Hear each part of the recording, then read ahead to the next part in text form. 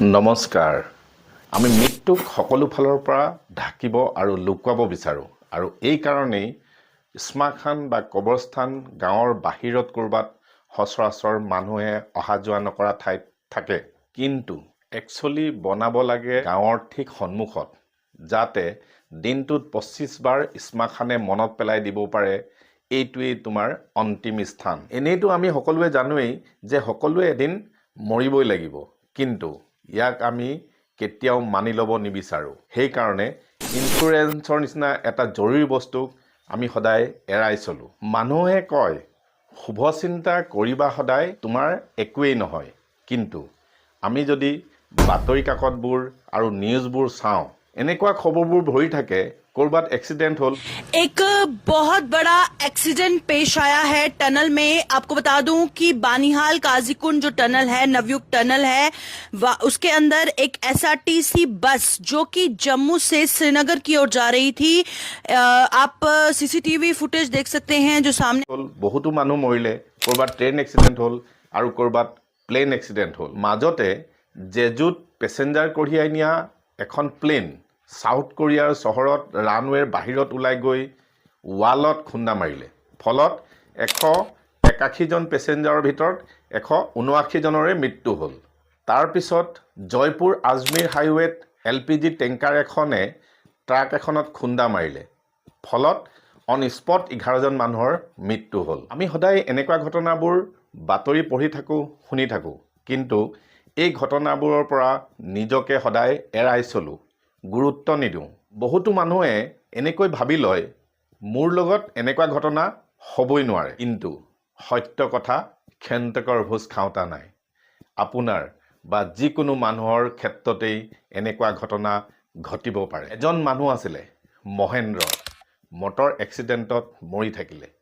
তেওঁ পৰিয়ালত emotional heart brake আছিলেই নাছিলে কোনো ইন্সুৰেন্স ট্ৰাম ইন্সুৰেন্স কৰাই নাছিলে তেওঁৰ মৃত্যুৰ লগতে তেওঁৰ ল'ৰা ছোৱালীৰ সপোনৰ মৃত্যু হ'ল পত্নীয়ে কৰা আশাবোৰ মৰি থাকিলে ছোৱালীজনী মেথমেটিচিয়ান বনিম বুলি ভাবিছিলে আৰু ল'ৰাটো ডক্টৰ পঢ়াৰ টেলেন্ট আছিলে কিন্তু ইয়াত ইহঁতৰ সপোনৰ কথা বাদেই দিয়ক ঘৰখন চলিবলৈ জীয়াই থাকিবলৈ মুস্কিল হৈ গ'ল পত্নীয়ে ভাবিছে বাদ দিছো কি কৰিম নতুন শাৰী পিন্ধি ল'ৰা বয়সতকৈ সোনকালে ডাঙৰ হৈ গ'ল বাদ দিছে কি কৰিব স্কুলত গৈ ছোৱালীয়ে ভাবিছে পোষ্ট গ্ৰেজুৱেট বাদ দিছো যিকোনো চাকৰি এটা পালেই কৰিবই লাগিব যাতে ভায়েকৰ পঢ়াটো বন্ধ হৈ নাযায় দেউতাকৰ মৃত্যুৰ কথাটো সময় বাগৰি যোৱাৰ লগে লগে পাহৰি যাবলৈ ধৰে কিন্তু এই টকা পইচাৰ অভাৱেই গোটেই জীৱনটোৰ বাবে বাটৰ কাইট হৈ পৰিলে প্ৰিয় দৰ্শক এইটো কোনো চিনেমাৰ কাহিনী নহয় আজিৰ দিনত বহুতো পৰিয়ালৰ মাজত জীয়াই থাকিবলৈ যুঁজ দি থকাটো এটা সত্য কাহিনী এনেকুৱা সমস্যাৰ সন্মুখীন হলেহে মানুহে অনুতাপ কৰে যে জীয়াই থাকিবলৈ মানুহৰ ইন্সুৰেন্স কৰাটো কিমান ইম্পৰ্টেন্ট হয় insurance regulatory and development authority of India নিজ এনুৱেল ৰিপৰ্টত কৈছে যোৱা 2 বছৰত ইন্সুৰেন্স পেনিট্ৰেশ্যন একেবাৰে কমি গৈছে এনুৱেল প্ৰিমিয়াম আৰু জিডিপি ৰেচিঅ' ফাইনেল ইয়াৰ 2024ত 3.7% আহি গৈছে 5%তকৈ কম মানুহৰ লাইফ ইন্সুৰেন্স আছে কিছুমান মানুহৰ এনেকুৱা হয় দুৰ্ঘটনা হৈ মৃত্যু নহয় লাইফ ডেমেজ হৈ যায় এনেকুৱা কেছবোৰত হেল্থ ইন্সুৰেন্সৰ প্ৰয়োজন হয় আৰু যদি হেল্থ ইন্সুৰেন্স নাথাকে তেতিয়া পৰিয়ালে ধাৰ ঋণ কৰি লাখ লাখ টকা খৰচ কৰিবলগীয়া হয় আপোনাৰ চিকিৎসাৰ বাবে এনেকুৱাত আপোনাৰ জীৱনটো বাচি যাব কিন্তু পৰিয়ালটোৰ ওপৰত যি ফাইনেন্সিয়েল প্ৰেছাৰ পৰিব হেতু বৰ দুখ লগা হয় পানীত হান অচৰা অৱস্থা হৈ যায় আৰু এই অৱস্থাটোৰ কাৰণে কিছুমান মানুহে মূৰ্খামি কৰে যে ভালে আছো আমাৰ একো নহয় এইবোৰ ইন্সুৰেন্সৰ কথা চিন্তা কৰি কি লাভ আছে প্ৰিয় দৰ্শক এইবোৰ কাৰণতে আজিৰ ভিডিঅ'ৰ যোগেদি এই সকলো কথা লক্ষ্য কৰি আমি প্ৰত্যেকজন মানুহে হেল্থ ইন্সুৰেন্স কৰিবলৈ জৰুৰী বুলি ভাবি ইন্সুৰেন্স ৰিলেটেড সকলো কথা জানিবলৈ চেষ্টা কৰিম ইন্সুৰেন্স কি বাছনি কেনেকৈ কৰিব ইন্সুৰেন্স কৰিবলৈ কি কথা মনত ৰাখিব কি ভুল কৰিব নালাগে ইন্সুৰেন্স বেসিক কনসেপ্ট একেবাৰে সিম্পল হয় বহুতো মানুহে মিলি এটা জেগাত টকা গুটায় এটা চেন্ট্ৰেল পুলত পইচা জমা কৰা হয় কিয়নো এইসকল মানুহৰ ভিতৰত যিকোনো সমস্যা হ'লে এই চেণ্ট্ৰেল পুলৰ পৰা তেওঁক টকা দি সহায় কৰা হয় আৰু ইয়াকে ৰিস্ক শ্বেয়াৰিং কোৱা হয়। এনেকুৱা দুৰ্ঘটনা যিকোনো মানুহৰ লগত ঘটিব পাৰে। ৰিস্ক কম হয় হ'বলৈ যদি আপোনাৰ ক্ষেত্ৰত হৈছে হয়তো আপুনি বহুত প্ৰব্লেমত পৰি যাব পাৰে। সেইকাৰণে কিছুমান মানুহে অলপ অলপ টকা কণ্ট্ৰিবিউট কৰি নিজৰ লোকচানৰ পৰা বাচি থাকিব বিচাৰে, কিয়নো যিকোনো মানুহৰ লগত যাতে এনেকুৱা নহয় তাৰ বাবে ই কাম কৰে। এতিয়া ইঞ্চুৰেঞ্চ কোম্পানীজ ইয়াত ইণ্টাৰমেডিয়াৰী মানুহৰ টকাবোৰ চেণ্ট্ৰেল পুলত জমা কৰে ইঞ্চুৰেঞ্চ কোম্পানীৰ জৰিয়তে, আৰু এই চেণ্ট্ৰেল পুল মেইনটেইন কৰে কোম্পানীয়ে। যদি আপুনি ইঞ্চুৰেঞ্চ কৰিব বিচাৰে তেতিয়া প্ৰতি মাহে কিছু টকা জমা কৰিব লাগিব এই চেণ্ট্ৰেল পুলত, আৰু যি টকা মাহে মাহে দি আছে ইয়াকে ইঞ্চুৰেঞ্চ প্ৰিমিয়াম কোৱা হয়। এনেকুৱা নহয় যে মাহে মাহেই দিব লাগে, ইয়েৰলি, হাফ ইয়েৰলি নতুবা ওৱান টাইমো দিব পাৰে। মষ্ট কমনলি কিন্তু মাহেকীয়াই হয়। ইঞ্চুৰেঞ্চৰ যি কনচেপ্ট হয় ই নতুন নহয়, বহুত বছৰ পুৰণি কনচেপ্ট হয়। 100 BC-লৈকে আমি উদাহৰণ দেখিবলৈ পাওঁ। উদাহৰণস্বৰূপে যেতিয়া ৰোমান মিলিটেৰী লিডাৰ গৰিউজ মৰিউজে নিজৰ সৈনিকৰ মাজত বেৰিয়েলছ ক্লাব বনাইছিলে, যাতে যুদ্ধ কৰি থাকোঁতে যদি কোনোবা সৈনিক মৰি যায় বাকী ক্লাবৰ মেম্বাৰে দফনৰ খৰচ বহন কৰিব। এই কাৰণেই প্ৰতিজন যোদ্ধাই এই ক্লাবটোত পইচা কণ্ট্ৰিবিউট কৰিছিলে। ইয়াৰ আগতে 1750 BC-ত বেবিলনৰ ৰজা আছিলে হামুৰাবি। আৰ্কলজিয়ে সেই সময়ৰ এখন আইন পাইছিলে মেৰিটাইম ইঞ্চুৰেঞ্চ। সেই সময়ত যি মাৰ্চেণ্টে নিজৰ জাহাজ ফাউণ্ডিঙৰ কাৰণে লোন লৈছিলে, লেণ্ডাৰক এক্সট্ৰা পইচা দিবলগীয়া হৈছিলে। সেই এক্সট্ৰা পইচাৰ বাবে তেওঁবিলাকে ৱাৰেণ্টি দিছিলে যে যদি সিহঁতৰ জাহাজ ডুবি যায় বা চুৰি হৈ যায় তেতিয়া সেই লোন এমাউণ্ট লোৱা নহয়। আজিৰ দিনত এই ইঞ্চুৰেঞ্চ কনচেপ্ট ইণ্ডাষ্ট্ৰিজতো দেখিবলৈ পোৱা যায়। ফিল্ম ইণ্ডাষ্ট্ৰিজবোৰতো চিনেমা শ্বুটিঙৰ সময়ত এক্টৰবিলাকৰ ইঞ্চুৰেঞ্চ কৰা হয়। যদি শ্বুটিঙৰ সময়ত অঘটন ঘটি হাত ভৰি ভাঙে বা মৃত্যু হয় তেতিয়া ফিল্ম ইণ্ডাষ্ট্ৰি কোম্পানীয়ে টকা দিব সেই লোকচানৰ। এতিয়া আপোনালোকে এইবোৰ ইঞ্চুৰেঞ্চৰ কথা চিন্তা কৰিব নালাগে। সাধাৰণ মানুহৰ বাবে যি ইঞ্চুৰেঞ্চ আছে, ট্ৰাম্প ইঞ্চুৰেঞ্চ বা লাইফ ইঞ্চুৰেঞ্চ আৰু হেল্থ ইঞ্চুৰেঞ্চ। এতিয়া কথাটো হ'ল ইঞ্চুৰেঞ্চ কৰাটো কাৰ কাৰ বাবে জৰুৰী বা প্ৰয়োজন। আপোনাক লাইফ ইঞ্চুৰেঞ্চ ল'ব নালাগে যদি আপোনাৰ ডিপেণ্ডেঞ্চ কোনো নাই, মানে পিছলৈ আৰু কোনো নাই। উদাহৰণস্বৰূপে আপোনাৰ 70 বছৰ হৈ গ'ল, আপোনাৰ পেৰেণ্টছ স্বৰ্গবাসী হৈ গ'ল আৰু আপুনি বিয়া বাৰু পতা নাই। আপুনি মৰিলে কাৰো জীৱনলৈ টকা পইচাৰ প্ৰব্লেম নাহে। আৰু এনেকুৱা কেছত দাদা নবৌ ট্ৰাম ইঞ্চুৰেঞ্চ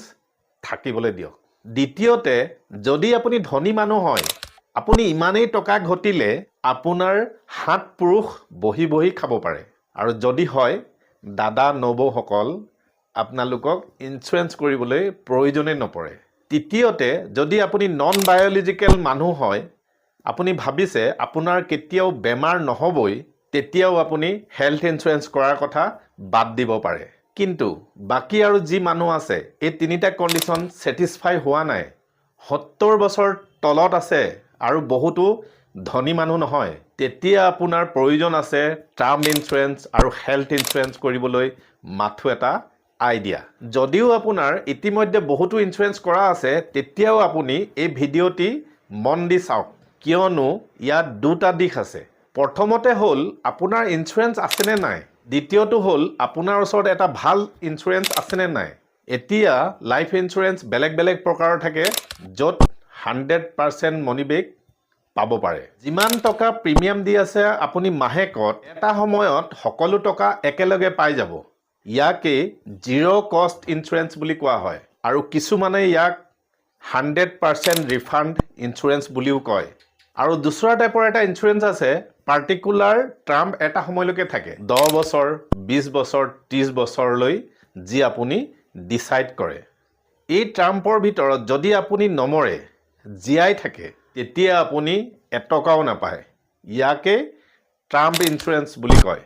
এতিয়া মই যি কৈছোঁ আপুনি নিৰ্ধাৰিত কৰিছে 10 বছৰৰ পৰা 30 বছৰলৈ।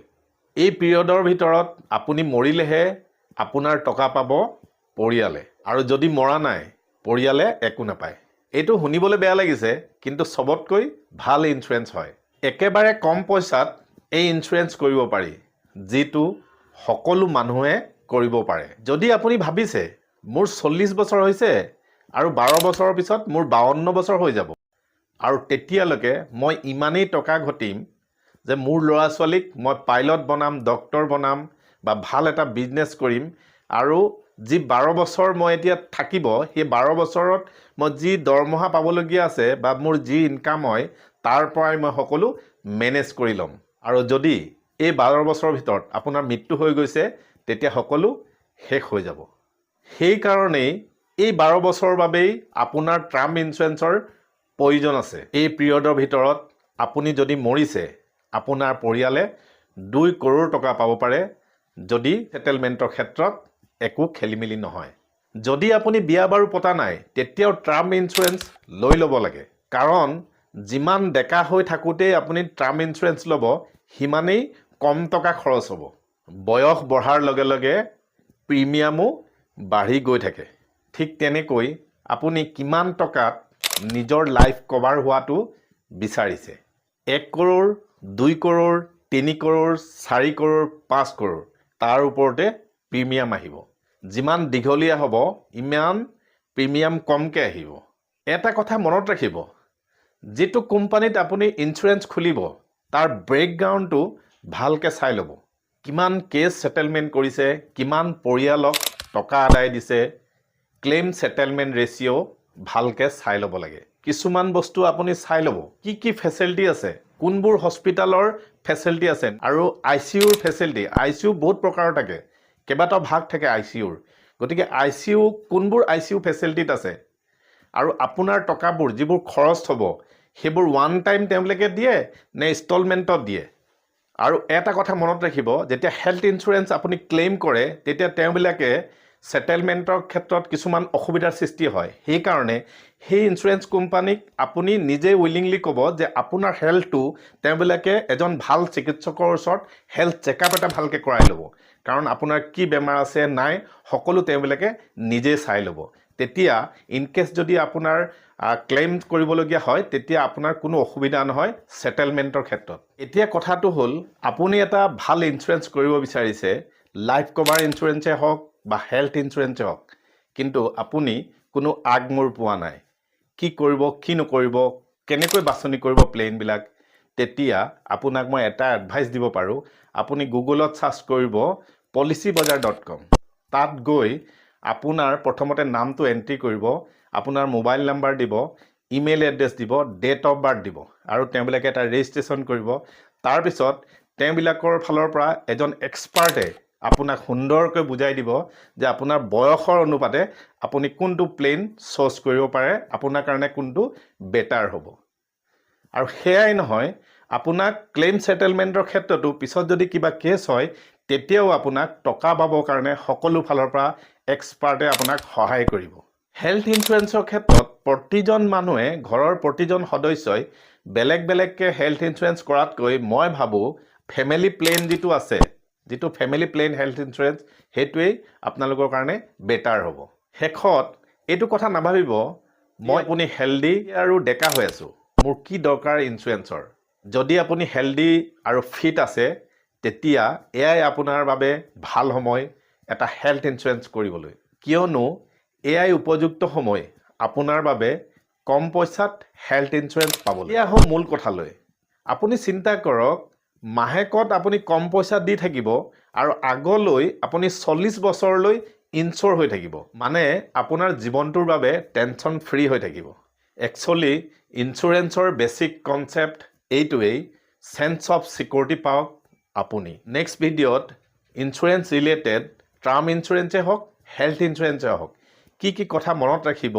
কি কৰিব লাগে কি কৰিব নালাগে এই সকলো কথা আপোনালোকক জনাবলৈ চেষ্টা কৰিম ভিডিঅ'টি ভাল লাগিলে লাইক কমেন্ট শ্বেয়াৰ কৰিব আৰু যদি আপুনি নতুনকৈ চাই আছে চেনেলটি সাবস্ক্ৰাইব কৰিব ধন্যবাদ